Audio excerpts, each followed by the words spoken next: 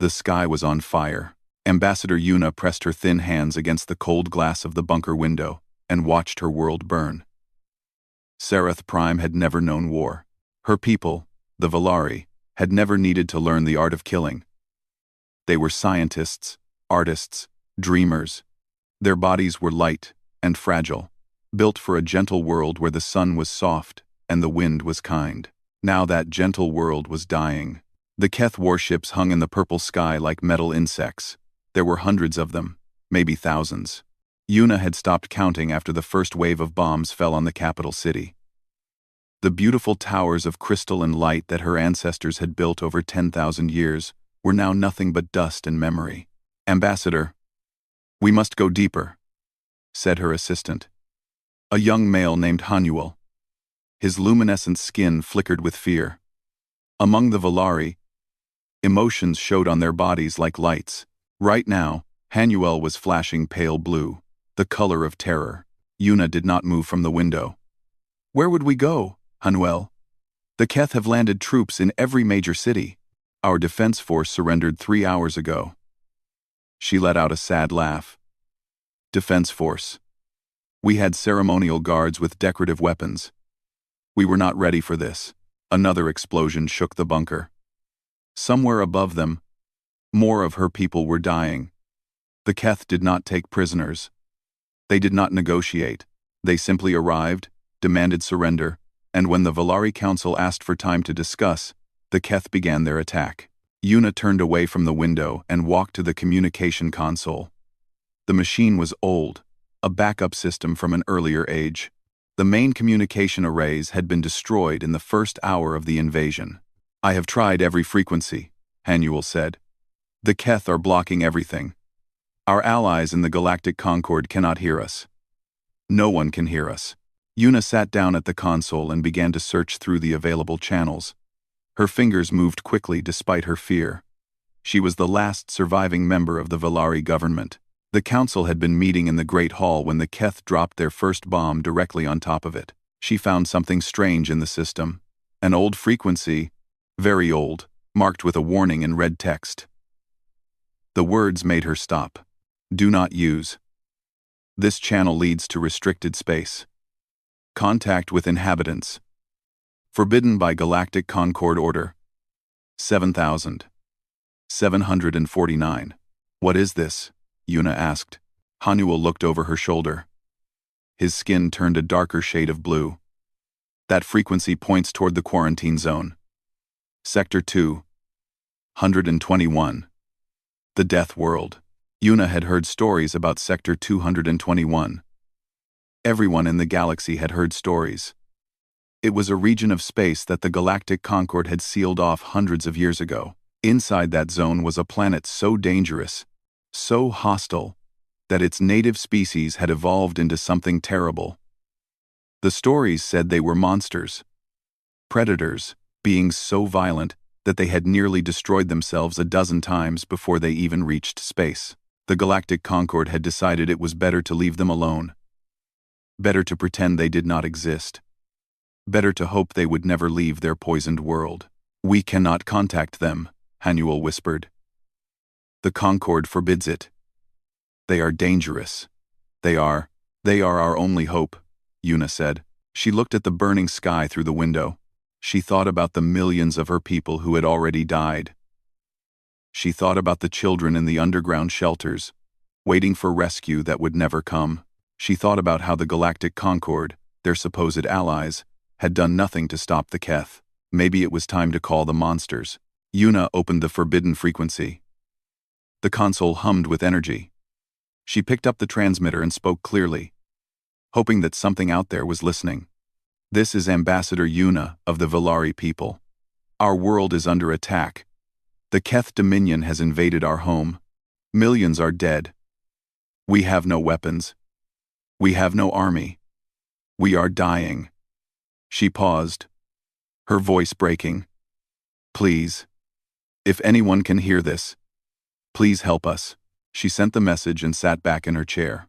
The signal traveled outward at faster than light speed, crossing the vast emptiness of space, Passing through the quarantine buoys that marked the edge of forbidden territory, the signal reached a small blue planet orbiting a yellow star. The natives called it Earth. On the bridge of the UEN carrier Hammer of Dawn, a young officer named Jiwoo was monitoring deep space frequencies. It was boring work. Nothing ever happened on the night shift. The galaxy had left Earth alone for 300 years. Ever since the Galactic Concord decided that humanity was too dangerous to include in their peaceful civilization. Then her console lit up with an incoming transmission. Jiwoo listened to the message 3 times. Her heart began to beat faster. She was human, which meant her heart was strong enough to pump blood through. A body evolved to survive a world of predators, poisons, and constant danger. That same heart now raced with something that felt like excitement. She pressed the intercom button. Admiral Tejo to the bridge. Priority 1. Admiral Tejo arrived within minutes. He was a tall man with gray hair and calm eyes. He had commanded the Hammer of Dawn for 15 years. He had trained his entire life for a moment that he thought would never come. "What do you have?" he asked. Jiwoo played the transmission. The bridge fell silent as the desperate voice of Ambassador Yuna filled the room. When it finished, Tejo stood very still for a long moment. "Source location?" he asked. "Sereth Prime, Valari homeworld. About 400 light-years outside our quarantine zone." Jiwoo pulled up the tactical data. "We have old intelligence on the Keth Dominion, aggressive species. Insectoid biology. They have been expanding their territory for the past 50 years. The Galactic Concord has done nothing to stop them." Tejo nodded slowly. He walked to the main view screen and stared at the star map. Somewhere out there, an innocent species was dying because they had no one to protect them. Somewhere out there, bullies with bigger guns were murdering civilians because they could. He had spent his entire career waiting, watching, preparing. Earth had built its fleet in secret, hiding ships in asteroid fields and empty moons. They had trained soldiers in the harshest conditions their death world could offer. They had developed weapons that would make the Galactic Concord tremble with fear. And they had waited for a reason to use them. "Wake the fleet," Tejo said quietly. "All ships. Full combat readiness." Jiwoo's eyes went wide. "Sir? All ships? That is over 300 vessels." Tejo turned to face her. For the first time in years, he was smiling. It was not a kind smile. It was the smile of a predator who had finally found worthy prey. "Someone called for help," he said. "And the Deathworlders always answer." The alarms began to sound throughout the ship. Soldiers woke from their beds and ran to their stations. Pilots climbed into their fighters. Weapons systems powered up for the first time since the last drill. In the cold darkness of space, the Hammer of Dawn began to move. Behind it, like shadows emerging from the void, hundreds of other ships followed. The Armada of Doom was coming, and the galaxy would never be the same. Commander Vorith stood on the bridge of his flagship, the Crushing Claw, and watched his victory unfold. The Valari were broken. Their cities burned. Their people fled like insects before a storm. In 3 more days, Sereth Prime would belong to the Keth Dominion, and Vorith would return home as a hero. He was a massive creature, even by Keth standards. His exoskeleton was black and thick, covered with the scars of 100 battles. His compound eyes could see in multiple spectrums. His forearms ended in claws sharp enough to cut through steel. "Commander," said his sensor officer, "we have eliminated the last of their orbital defenses. The planet is completely open." Vorith made a clicking sound of satisfaction. "Good. Begin landing the occupation force. I want this world secured before the Galactic Concord sends their useless diplomats to complain about our methods." The Galactic Concord had always been weak. They talked about peace and understanding while strong species like the Keth took what they wanted. The Concord had warned the Keth not to attack the Valari, but they had done nothing to back up their warning. Words without weapons meant nothing. Vorith was about to give another order when his sensor officer made a strange sound. It was a sound Vorith had never heard before. It was the sound of fear. "Commander, we have contacts. Many contacts." Vorith turned to the sensor display. At first, he did not understand what he was seeing. Ships were appearing from faster-than-light travel at the edge of the system. Not 10 ships. Not 50 ships. Hundreds of ships. Identify them, Vorith demanded. The sensor officer worked frantically at his console. Unknown configuration. I have never seen designs like this. They are, Commander, they are heavily armed. More weapons than any ship I have ever recorded. Vorith felt something cold move through his body. He had fought many species. He had won many battles. But he had never seen ships like these. They were not elegant or beautiful. Like Concorde vessels, they were brutal, angular. They looked like they had been designed by beings who understood only one thing: war. A transmission came through on all frequencies. Vorith listened as a voice spoke in a language that the universal translator struggled to process. This is Admiral Tejo of the United Earth Navy. You have attacked a species under our protection. You have one chance to withdraw. If you do not leave this system in the next 30 minutes, we will destroy your fleet. Vorith stared at the screen. Earth. He had heard of Earth.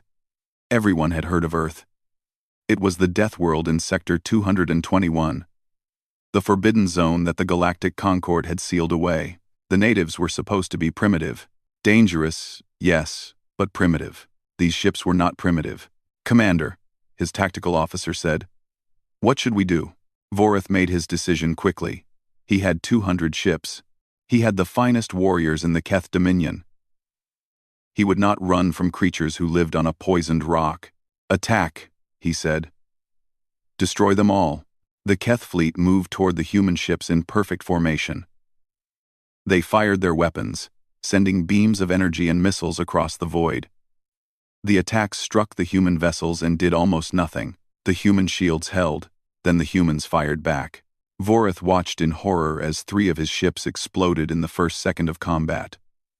Human weapons cut through Keth shields like they were not there. Human ships moved in ways that should have been impossible, changing direction and speed so fast that Keth targeting computers could not track them. In orbit, it was a slaughter. But on the ground, it was even worse. Captain Minji sat in the dropship as it fell through the burning atmosphere of Sereth Prime. Around her sat 20 of the finest soldiers Earth had ever produced. They wore heavy armor painted in dark colors. They carried weapons that could punch holes through concrete walls. They breathed recycled air because the atmosphere of this alien world was too thin for human lungs. 30 seconds to landing, the pilot announced. Minji checked her rifle one more time. She had trained for this moment her entire life. Every human soldier had. Earth had spent 300 years preparing for the day when they would show the galaxy what they could do. The dropship shook as anti-aircraft fire exploded around them. Minji did not flinch. She had grown up in the mountains of Korea, where the winters were cold enough to kill an unprepared person in hours. She had trained in deserts where the heat could cook flesh. She had swum in oceans filled with creatures that wanted to eat her. This was nothing. The dropship landed hard. The doors opened. Minji was the first one out. The Valari capital city was a war zone. Buildings burned. Bodies lay in the streets. Keth soldiers patrolled in groups, shooting anything that moved. They had not expected any resistance. They had certainly not expected humans. Minji raised her rifle and fired. The first Keth soldier fell with a hole in its chest. The second and third died before they could even turn around. Her squad spread out around her, moving with silent efficiency. The Keth were fast and strong. Their exoskeletons could stop small-caliber rounds. Their claws could tear through light armor. But humans were faster. Humans were stronger. And human weapons were designed to kill things much more dangerous than insects. Sergeant Salmon led her fire team down a side street. She heard movement in a destroyed building and raised her fist, signaling her team to stop. Through the smoke, she saw shapes moving. Not Keth, something smaller, something afraid. Valari survivors. Salmon lowered her weapon and approached slowly. The Valari were huddled in the corner of a collapsed room, their luminescent skin flickering with terror. There were 6 of them, including 2 children. "Do not be afraid," Salmon said, her voice soft through her helmet speakers. "We are here to help." One of the Valari, an adult female, stared at Salmon with wide eyes. "What are you?" she whispered. "We are human. We came from Earth. We heard your call for help." The Valari female shook her head in disbelief. "The Death World?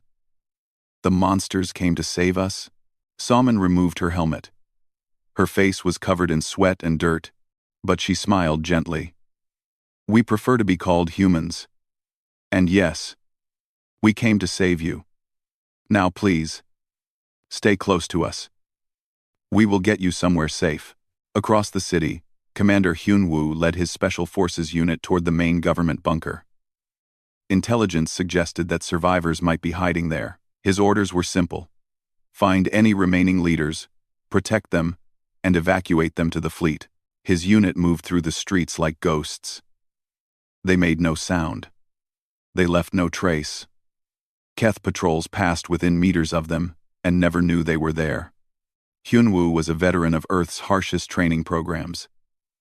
He had survived the jungle selection course, where soldiers were dropped into the wilderness with nothing but a knife and had to survive for 30 days. He had completed the deep space endurance test, spending 3 months alone in a small capsule to prove his mental strength. He was, by any measure, one of the most dangerous individuals humanity had ever produced. He was also, in his heart, a protector. His unit reached the bunker entrance. The doors were sealed, but human cutting tools made quick work of them. Inside, they found 2 Valari huddled around an old communication console. One was male, young and terrified. The other was female, older, and somehow calm despite everything. "Ambassador Yuna?" Hyunwoo asked. The female nodded. "You received my message?" "We did." Hyunwoo lowered his weapon. "I am Commander Hyunwoo, United Earth Navy Special Forces. We are here to get you out."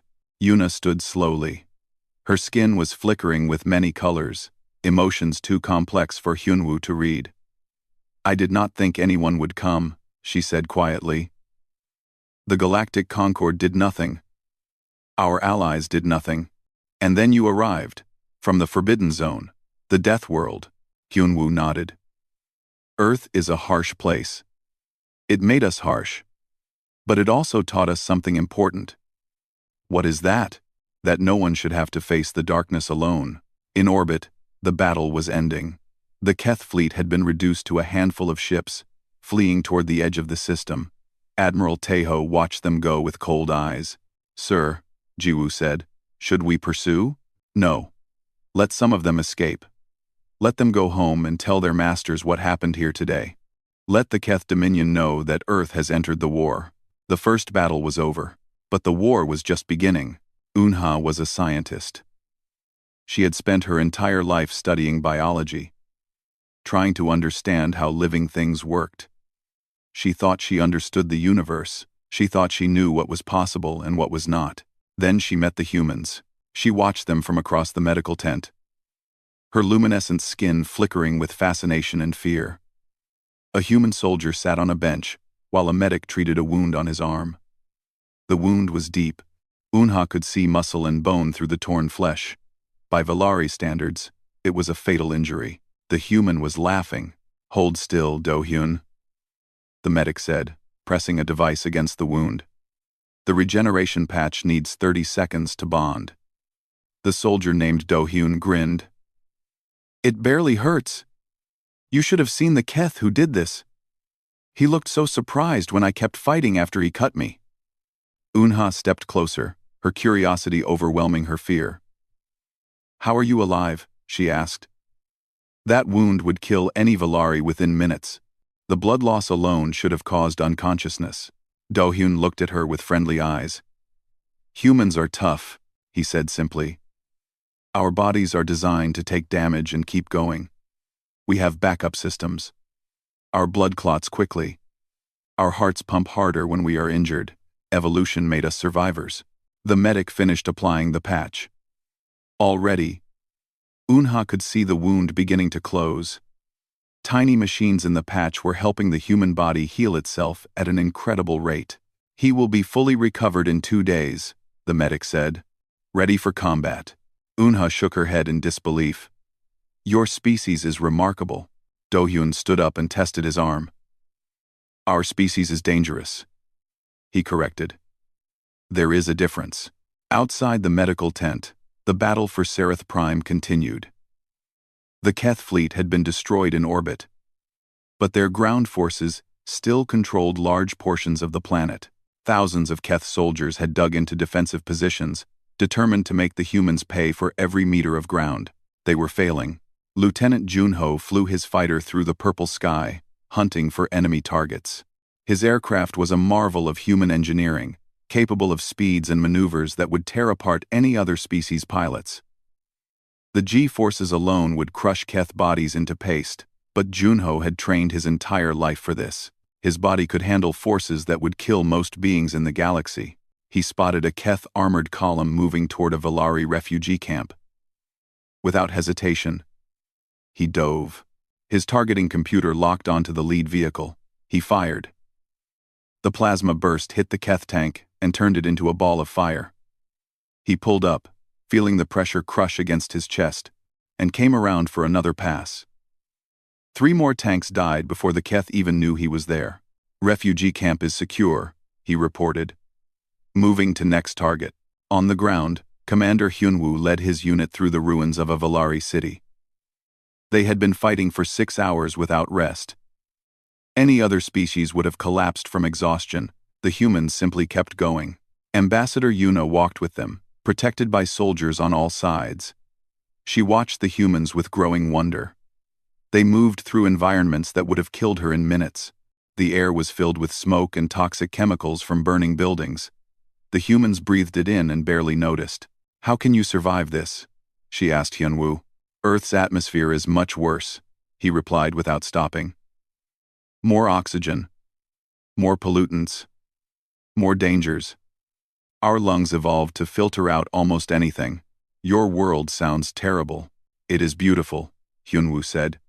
And terrible. Both things can be true. They reached a Keth defensive position.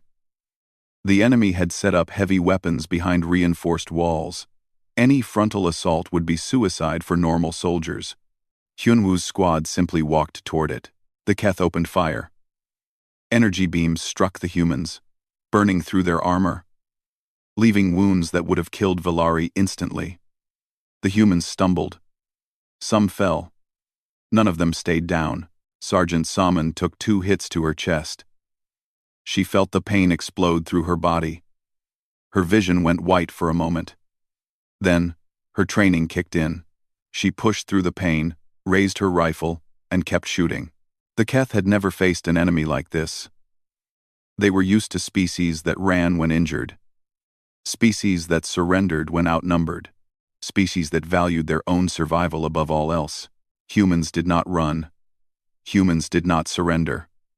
Humans fought until they won, or until they died. There was no middle ground. Hyunwoo reached the Keth position first. He jumped over the wall, landing among the enemy soldiers. His combat knife found 3 targets before they could react. His rifle found 5 more. Within seconds, the position was secure. Clear, he announced. Ambassador Yuna climbed over the wall and looked at the bodies. 15 Keth soldiers. Killed in less than a minute by a handful of humans. She felt sick and grateful at the same time. I do not understand, she said. You are clearly capable of terrible violence. But you use that violence to protect others. How can both things exist in the same being? Hyunwoo cleaned his knife and put it away. Humans are complicated, he admitted. We have done terrible things to each other throughout our history. Wars. Genocide. Cruelty that would horrify your people. But we have also done beautiful things. We create art. We love deeply. We sacrifice ourselves for strangers. How do you choose which to be? Every day, we make that choice. Every moment, we decide whether to be monsters or heroes. Most of us try to be heroes. Sometimes we fail. But we keep trying. In orbit, Admiral Taeho received reports from across the planet.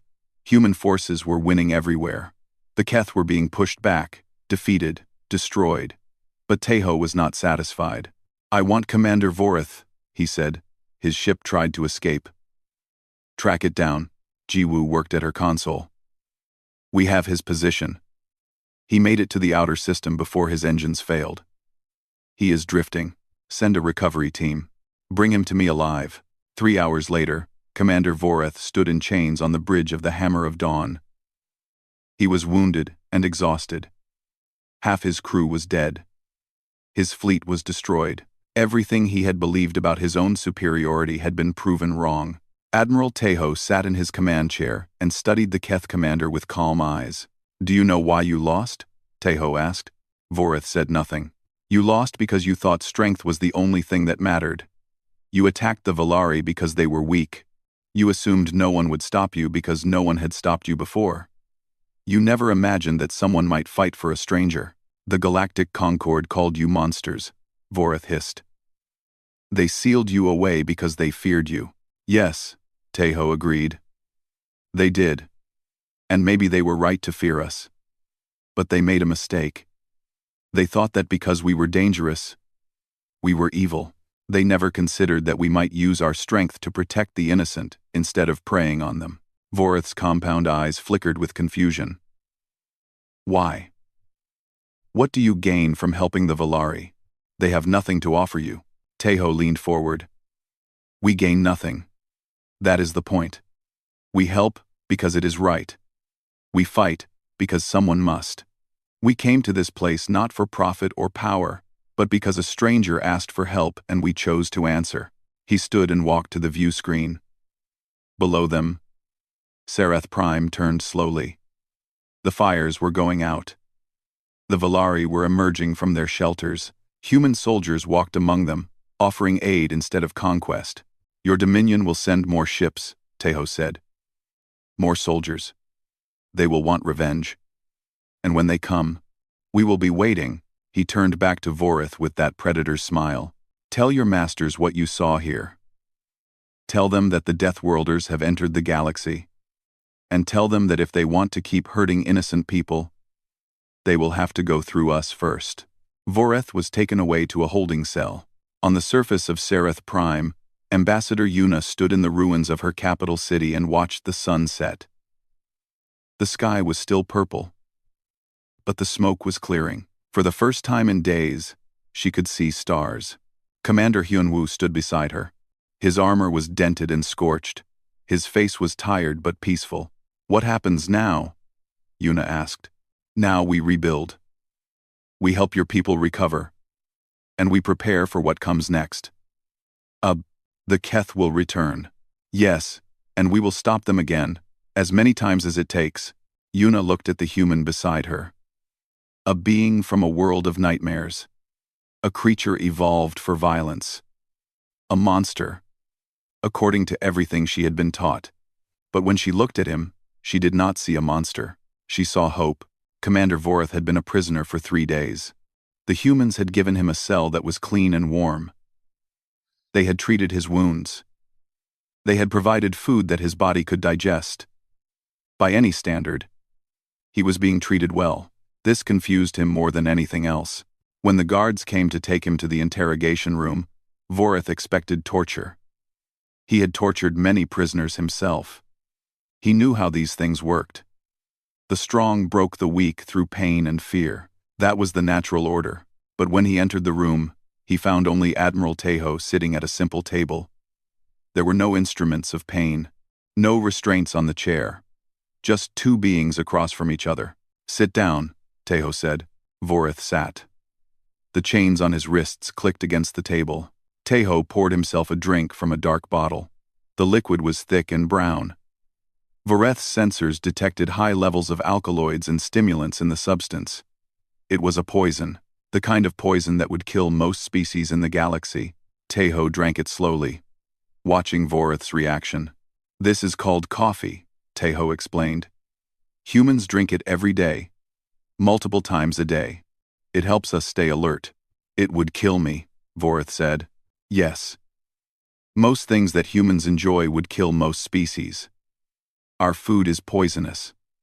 Our drinks are toxic. Even our planet would kill you within hours. Earth has more venomous creatures than any other known world, more natural disasters, more diseases. Teho set down his cup. And yet, here we are.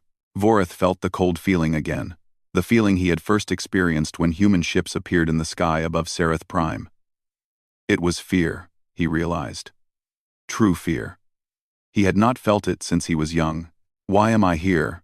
He asked. I want to show you something. Teho activated a holographic display. Images appeared in the air between them. This is Keth space. Your dominion controls 312 colony worlds. Your military has approximately 8 million active soldiers. You have 2,000 combat ships. Though after the battle at Sereth Prime, that number is now closer to 1,800. Vorith stared at the display. The information was accurate. Completely accurate. How do you know this? We have been watching you for a very long time. Teho changed the display. Now it showed a map of human activity throughout the galaxy. Small dots marked hidden stations in asteroid fields. Lines traced secret observation posts around Keth worlds. Symbols indicated human intelligence agents who had spent years gathering information. The Galactic Concord quarantined Earth 300 years ago, Teho continued. They thought that if they left us alone, we would stay in our little corner of space and never bother anyone. They were wrong. He stood and walked around the table, his footsteps slow and deliberate. Humans are curious. It is in our nature. We cannot see a locked door without wanting to know what is behind it. We cannot be told that space is forbidden without wanting to explore it. So while the Conquered pretended we did not exist, we spread throughout the galaxy in secret. Vorith processed this information. His tactical mind began to calculate the implications. You have been preparing for war. We have been preparing for this exact moment, Teho confirmed. We knew that eventually, we would need to reveal ourselves.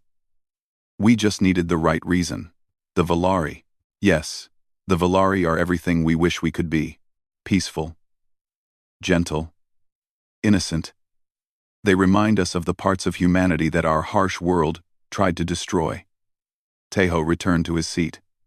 When you attacked them, you gave us the reason we were waiting for.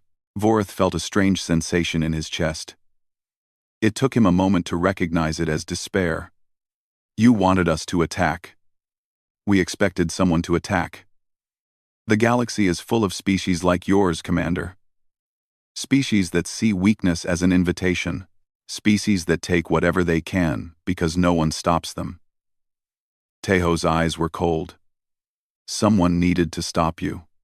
We decided it would be us. The door opened. Lieutenant Ariam entered with a datapad. She was young and serious, with the focused intensity of someone who had dedicated her life to understanding threats. Admiral, I have the analysis you requested, she said. She handed Teho the datapad and then turned to face Vorith directly. Commander, I am Lieutenant Ariam. I have spent 12 years studying the Keth Dominion. I have read your military doctrine, your political speeches, your cultural texts. I probably understand your society better than you do. Vorith's mandibles clicked with anger. You know nothing about us. I know that your expansion began 73 years ago, after a civil war that killed 15% of your population. I know that your government uses conquest to maintain internal stability. I know that your military leadership is divided between 3 major factions, and that you belong to the faction called the Iron Claws. Ariam smiled slightly. I also know that your faction has been planning a coup against the current Dominion leadership for the past 8 years, and that you are running out of time. Vorith said nothing. His skin had gone pale with shock. The Keth Dominion will send a response fleet, Ariam continued. Our analysis predicts between 500 and 800 ships, led by either Admiral Kreth or High Commander Volash. They will arrive in approximately 40 days. You seem very confident in your predictions, Vorith managed to say. We have agents in your high command, Ariam replied simply. We know what orders have been given. We know which ships are being mobilized. We know which admirals are arguing for different strategies. She looked at Teho, who nodded. She continued. We also know that the Galactic Concord is panicking. They are debating whether to intervene on your behalf or to stay neutral. Several member species want to declare war on Earth. Others want to form an alliance with us. The debate will likely last for months, during which time they will do nothing useful. Vorith tried to find something to say. His entire understanding of the universe was crumbling. He had always believed that the Keth were among the most powerful species in the galaxy. He had always believed that Earth was a primitive backwater, a danger only to itself. Now he realized the truth. The humans had been watching, waiting, planning, and the entire galaxy had been too blind to see it. "What do you want from me?" he finally asked. Tejo leaned back in his chair. "I want you to go home." "What?" "I am going to release you, give you a ship, let you return to the Dominion." Tejo's voice was calm but hard. "And I want you to deliver a message to your leaders." "What message?" "Tell them that Earth has entered the game. Tell them that we have been preparing for this moment for 3 centuries. Tell them that we have ships and soldiers and weapons they cannot imagine." Tejo paused. "And tell them that we are not interested in conquest. We do not want your worlds or your resources. We want only one thing." "What is that?" "Peace. Real peace. Not the false peace of the Galactic Concord, where the strong do what they want and the weak suffer. We want a galaxy where species like the Valari can exist without fear. A galaxy where innocent people are protected, not exploited." Vorith made a harsh sound that might have been laughter. "You cannot be serious. Humans are predators. Your history is nothing but war and violence. How can you claim to want peace?" Tejo nodded slowly. "You are right. We are predators. Our history is filled with darkness. We have done terrible things to each other and to our world." He leaned forward, and his eyes seemed to burn with intensity. "But that is exactly why we understand the cost of war. We know what happens when the strong prey on the weak. We have been both the oppressor and the oppressed. And we have decided to be better." He stood and walked to the window. Outside, human ships moved in perfect formation, carrying supplies to the planet below. Every human soldier you saw on Sereth Prime chose to be there. They chose to risk their lives for strangers. They chose to fight for people they had never met, would never meet, might never even thank them. Tejo turned back to Vorith. "That is what Earth breeds. Not just monsters. Heroes. People who look at the darkness and decide to be a light." The door opened again. 2 guards entered to escort Vorith away. "Your ship will be ready in 6 hours, Tejo said. "I suggest you think carefully about what you will tell your leaders. The Keth Dominion has a choice to make. You can try to fight us. You will lose. Or you can accept that the galaxy is changing, and change with it." Vorith stood. The chains felt heavier than before. Not because they had changed, but because he had. He had entered this room as a proud warrior of the Dominion. He was leaving as something else, something uncertain. "Why do you think I will deliver your message?" he asked. "Why would I help you?" Tejo smiled. It was not a predator's smile this time. It was something sadder and wiser. "Because somewhere inside you, Commander, there is a part that knows we are right. A part that is tired of conquest and killing. A part that wonders if there might be a better way." He nodded to the guards. "Listen to that part. It might just save your people." Vorith was led away. 6 hours later, his ship launched into the darkness of space, carrying a message that would change the galaxy. Behind him, the human fleet continued its work. Ships delivered food and medicine to the Valari. Soldiers helped rebuild cities. Engineers set up defense systems that would protect against future attacks. And Admiral Tejo stood on his bridge, watching the stars, preparing for whatever came next. The game had begun, and humanity intended to win. 6 months had passed since the Battle of Sereth Prime. The galaxy had changed. News of the human intervention spread from system to system, carried by traders and travelers and spies. Species that had never heard of Earth now whispered its name in fear and wonder. The Deathworlders had emerged from their quarantine. The monsters were loose. The Galactic Concord held emergency sessions that lasted for weeks. Diplomats argued about what to do. Some wanted to punish Earth for breaking quarantine. Others wanted to negotiate. A few, very quietly, wanted to hire the humans as protectors. In the end, they decided to send a representative to Sereth Prime. Someone to demand explanations. Someone to restore order. Ambassador Tessith arrived on a ship of crystal and light. She was a being of pure energy, her body held together by advanced technology that most species could not understand. She had negotiated peace treaties that ended centuries of war. She had convinced empires to lay down their weapons. She was the best diplomat the Concord had. She was not prepared for what she found. The Valari capital was being rebuilt.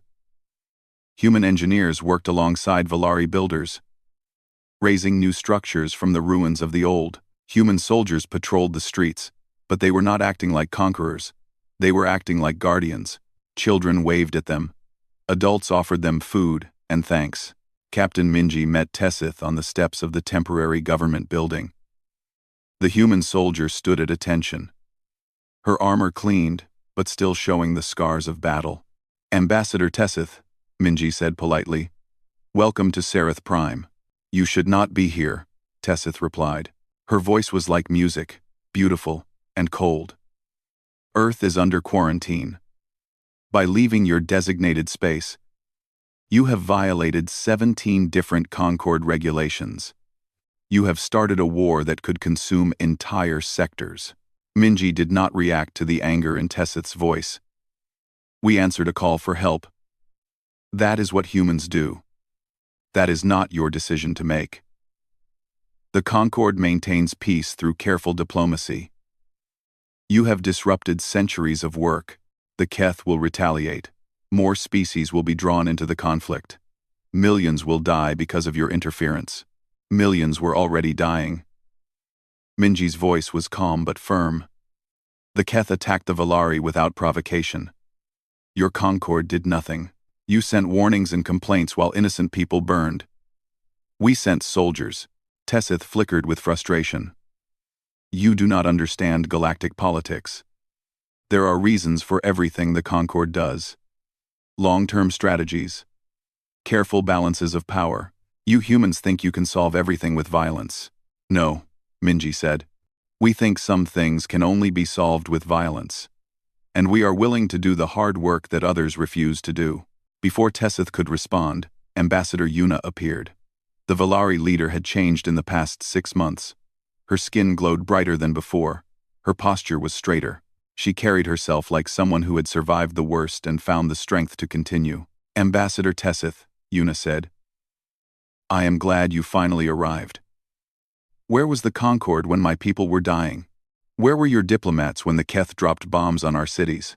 Tessith's energy form dimmed slightly. "Ambassador Yuna, I understand your pain, but you must see the bigger picture. The Concord was working through proper channels. We had filed complaints. We were preparing sanctions. Sanctions." Yuna laughed bitterly. "My people were being murdered. And you were preparing paperwork." She stepped closer to Tessith. "The humans came when no one else would. They fought for us. They died for us. Not because we had anything to offer them. Not because of treaties or alliances. They came because it was right." "They are dangerous," Tessith insisted. "Their history proves it. Wars, weapons of mass destruction. They nearly destroyed their own planet." "Yes," Yuna agreed. "They are dangerous. But they chose to be dangerous for us instead of against us. That is the difference." In the weeks that followed, more Concord representatives arrived. They held meetings and hearings. They demanded that Earth withdraw its forces and return to quarantine. They threatened economic sanctions and military action. Earth ignored them. Admiral Tejo gave a single public address that was broadcast throughout the galaxy. He stood on the bridge of the Hammer of Dawn, surrounded by his officers. Behind him, through the view screen, the human fleet was visible in all its terrible glory. "Earth remembers what it was like to be prey," Tejo said. "We remember hiding in caves while predators hunted us. We remember plagues that killed half our population. We remember ice ages and famines and disasters that should have ended our species." His voice grew stronger. "We survived all of it. We conquered our own death world. And we learned something important in the process. We learned that the universe is harsh and uncaring. We learned that no one will save you except yourself. We learned that survival means being willing to fight. He paused, letting his words sink in. But we also learned that survival alone is not enough. What is the point of living if you abandon everything that makes life worth living? What is the point of strength if you only use it to hurt others? 1. The camera moved closer to his face. His eyes were hard but not cruel. Earth has decided to use its strength for protection instead of conquest. We will not stand by while innocent species suffer. We will not ignore calls for help because of politics or profit. We will answer, every time. No matter the cost. He straightened his shoulders. To the Keth Dominion. Your response fleet arrived at your borders. Our scouts reported that you were preparing to attack. Then you stopped. You turned around. You went home. I hope you made the right choice. I hope you understand that we do not want war. But if you attack another innocent species, we will find you. We will stop you. And we will not be gentle. He turned to face the camera directly. To the Galactic Concord. We do not recognize your quarantine. We do not accept your authority. We are citizens of the galaxy. Whether you like it or not. You can try to stop us. You will fail. Or you can work with us. Help us build something better. The choice is yours. The address ended. The galaxy held its breath. 1 year later, Sereth Prime celebrated the anniversary of its liberation. The city had been rebuilt. The scars of war were fading. Valari and humans walked together through streets filled with light and music. Commander Hyunwoo stood at a memorial that had been built in the center of the capital. It was a simple structure. A wall of crystal with names carved into it. Human names and Valari names. Those who had died so that others could live.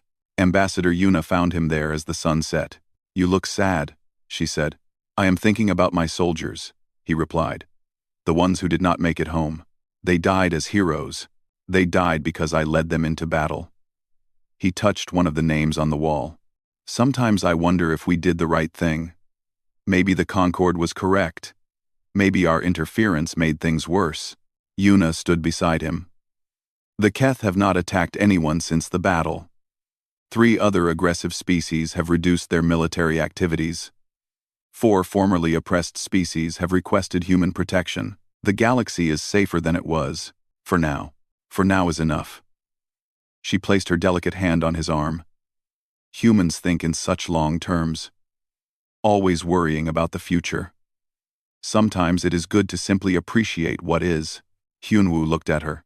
In the fading light, her luminescent skin glowed like starlight.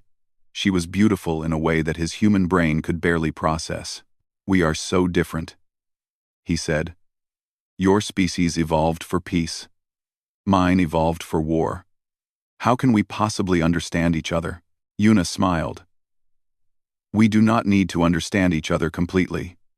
We only need to choose to stand together. Above them, the first stars appeared in the darkening sky.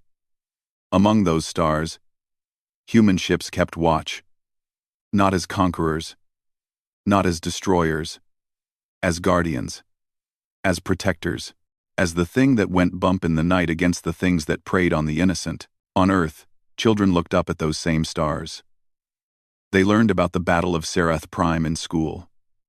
They heard stories about heroes who crossed the galaxy to answer a stranger's call. They dreamed of the day when they might do the same. The Deathworlders had emerged from their quarantine. The monsters had revealed themselves to the galaxy, but they were not the monsters that everyone had feared.